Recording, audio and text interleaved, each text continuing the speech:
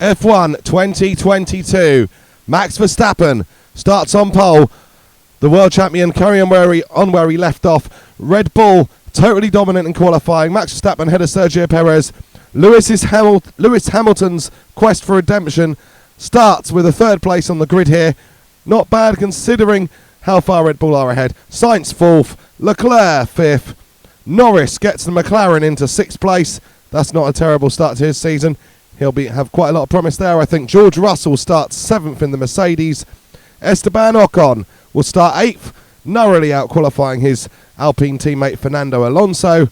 And Daniel Ricciardo gets the second McLaren into 10th on the grid.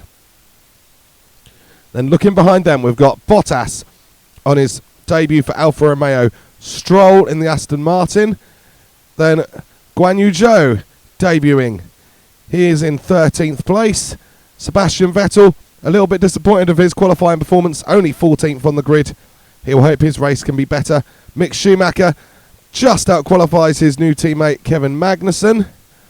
And then we have a very disappointing couple of AlphaTauris. Yuki Tsunoda just ahead of Pierre Gasly.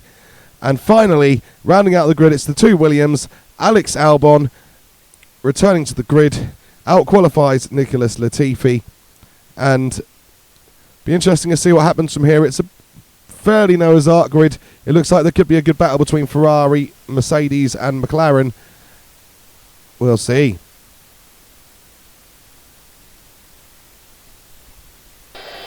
So here we go then, and the camera angle only giving us the right hand side of the grid. So you can see Max of Lewis behind him, and Charles Leclerc and George Russell, and then Fernando Alonso there. But there is another side of the grid, we promise you that. And they're away, and Max is tapping away well. Lewis looking to have a look initially, but it's Perez who is going to provide the challenge to his teammate going into turn one. And Perez having a look up the inside, and Sainz has been hit.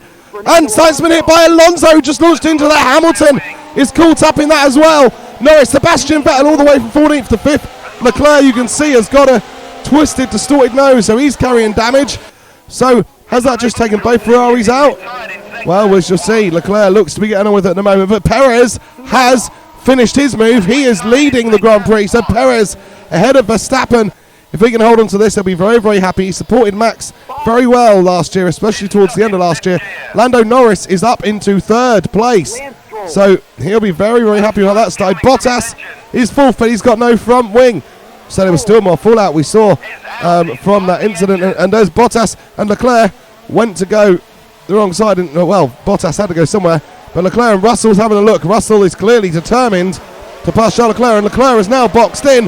Well, he wasn't very clever about passing George. Maybe he's about passing Valtteri. Maybe he's being careful, because look at the front wing of that on the nose of that Ferrari. And Vettel still in fourth. He's got a great chance to get some great points for Aston Martin here, Sebastian Vettel. Perez still leads the race. You can see Norris is in the picture, but Red Bull absolutely dominant, have been dominant all weekend. And now most of the cars who may have competed with them have got wiped out at turn one. Or if they're not wiped out, they're carrying some sort of damage. Norris is hoping to get a look in, but I think realistically it's only going to be if the Red Bulls tussle, because they look in complete control of this race. And Max, the question is, would Max have even more pace if he could get past Perez? He has a look, but Sergio holds on, totally runs Max out of space to attack there. But still, the battle continues, going down into turn three, and Max Verstappen again having a look at Sergio Perez, and Perez again holding the line. Max has gone alongside him, but Perez gets a better overspeed, and he is back into the lead, still in the lead. This is like the 2014 race between the two Mercedes, isn't it? Absolutely scintillating to watch. Really good, entertaining stuff. And Max Verstappen still cannot find his way through. And we want to see what's going on in the rest of the field, because I'm pretty sure the slower cars in 4th, 5th, 6th are probably being challenged. But there's too much stuff going on. Now we get to have a look at this. Vettel has got George Russell right up behind him. Leclerc in 6th. Ricciardo and Ocon. And then Magnussen and Albon in the final 2 points places. So that's a quick little look back. And George Russell looks like he's definitely keying up for a go at Sebastian Vettel, but we return to watching the Red Bulls, and Perez still in the lead, extending a little bit over Max Verstappen at the moment, but their battle is allowing Lando Norris to close in slightly. You can see the gap when it comes up visually.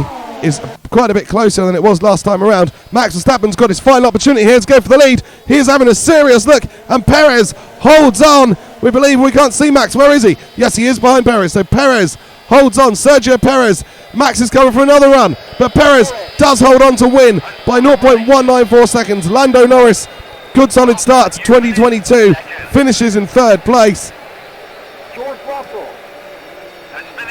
And George Russell has passed Sebastian Vettel for fourth. So, well, what a brilliant race of Red Bull. Lando Norris will be very happy. Yes, he lucked in with all the chaos going on at turn one, but he did a good job in the first place to qualify sixth. He got ahead of George Russell's Mercedes. So he did a pretty good job there. Now Sergio Perez then wins the Grand Prix. Max Verstappen second. Very close between those two. Lando Norris up to third. George Russell finishing in fourth place. Charles Leclerc did manage to pass Vettel in spite of the damage to his nose. So reasonable for Leclerc in the end. Vettel in sixth. He'll be happy enough with that, I think. Daniel Ricciardo, seventh place in the McLaren. Not quite able to get past Vettel before the end of the Grand Prix. Esteban Ocon takes 4 points as a consolation prize for Alpine, considering that it was his teammate Fernando Alonso who looked like he triggered the turn one incident, but 4 points for Alpine. Kevin Magnussen, ninth on his return to Haas, so a couple of points there. And Alex Albon, on his return to Formula 1, gets a point for Williams in 10th place. So, let's have a look at the championship. Well, as you know, after a round one, it's always going to be the case that the points are as they finish. So Perez 25, Verstappen 18, Norris 15, Russell 12, Leclerc 10, Vettel 8, Ricciardo 6, Ocon 4, Magnussen 2, and Albon 1. And then we go to the Constructors' Championship, which sees Red Bull leading it with a maximum 43 points. McLaren, solid, good performance from them, 21 points. They're in second. Mercedes on 12 in third. Ferrari fourth on 10. Aston Martin fifth on 8. Alpine then on 4. Haas 2 and Williams 1. AlphaTauri and Alfa Romeo, the two teams who failed to score.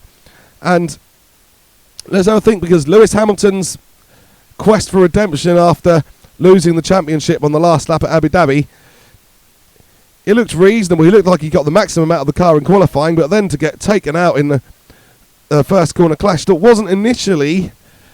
wasn't initially caught up in, but when Alonso went into Sainz, Lewis couldn't get out of the way, and that's very unfortunate for him, but it's not the start you want to a title defence, especially when currently the Red Bulls are far, far quicker than anybody else. Not a title defence, sorry, a title fight back, but yeah, so look at those retirements on the list. Hamilton, Bottas couldn't actually recover. His gearbox got him in the end. Like and subscribe. We'll see you soon.